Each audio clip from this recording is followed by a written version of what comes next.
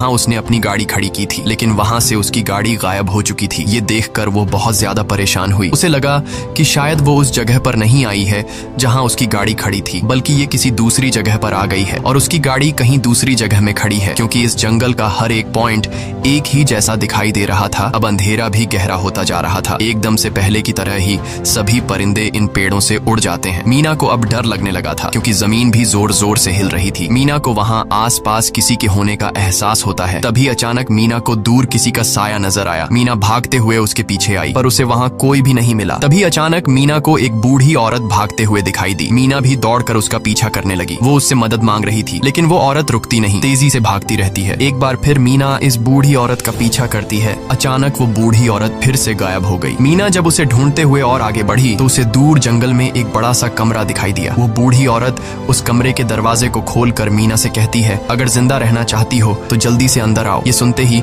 मीना बिना सोचे समझे दौड़ते हुए उस कमरे की तरफ गई। मीना के अंदर आते ही उसने गेट को लॉक कर दिया। मीना देखती है कि ये कोई अजीब सा कमरा है, जिसमें एक बहुत बड़ा सा मिरर लगा हुआ था। उस बूढ़ी औरत के साथ यहाँ 2 और लोग भी थे। मीना घबरा कर उन लोगों से पूछती है, ये कौन सी जगह है? इस पर उस बूढ़ी औरत ने जवाब दिया कि इस जगह को हम दी कोब कहते हैं। मेरा नाम है मैडलिन, ये लड़की है कियारा और इस लड़के का नाम है डेनियल। बूढ़ी औरत मीना से कहती है कि अभी बातचीत का वक्त नहीं है, तुम जल्दी से हमारे साथ मिरर के सामने खड़ी हो जाओ, क्योंकि कोई हमें देखने आने वाला है। मीना पूछती है, आखिर हमें कौन देखने आ रहा है? तो वो बूढ़ी औरत उससे कोई जवाब नहीं देती। एकदम बाहर से अजीब सी आवाजें आने लगी। मीना डर के मारे पूछती है कि ये आवाज किस चीज की है? तो कियारा मीना को बताती है कि इन्हें हम वॉचर्स कहते हैं। वे शीशे के दूसरे ओर से हमें देख रहे हैं, पर हम उन्हें नहीं देख सकते। वे हर रात सूरज ढलने के बाद यहाँ आते हैं और हमें देखते रहते हैं जब तक सुबह का सूरज नहीं निकल आता। तभी शीशे के दूसरी तरफ से शोर आने लगा। मीना पूछती है, ये शोर कैसा है? उस बूढ़ी औरत ने बताया कि वॉचर्स तुम्हारे आने से खुश हैं, तुम्हें यहाँ देखकर तालियां बजा रहे हैं। मीना बुरी तरह से कंफ्यूज थी। वो जल्द से जल्द यहाँ से निकलना चाहती थी। मैडलिन जिन्हें वॉचर्स कह रही थी, न तो अब तक मीना ने उन्हें देखा और न ही किसी और ने देखा था। रात गुजर जाती है। सुबह होने पर ये लोग उस जगह से बाहर निकल आते हैं। मैडलिन बताती है कि वे वॉचर्स सिर्फ रात में ही बाहर निकलते हैं। दिन के वक्त हम लोग जंगल में आजाद घूम सकते हैं। मीना रात भर यही सोच रही थी कि कब सुबह होगी और जल्दी से मैं इस जंगल से बाहर निकल जाऊं। इसीलिए वह फौरन जंगल से बाहर निकलने का रास्ता ढूंढने लग जाती है। तब मैडलिन बाकी सबको उसे रोकने से मना कर देती है, जैसे कि वह जानती हो